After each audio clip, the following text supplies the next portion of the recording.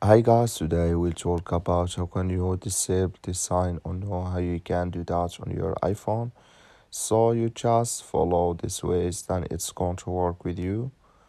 All you have to do in verse, you just click on settings here. When you just click on settings, then it's going to take you to your settings. It's going to show for you like this here. Then all you have to do next, you just go down here. So you keep going down here. So then here you will find here wallet and Apple Pay. You just click on it. Then it's going to take you to this list. It's going to show for you like this. You come here to double click side button, clicking this sign of this color.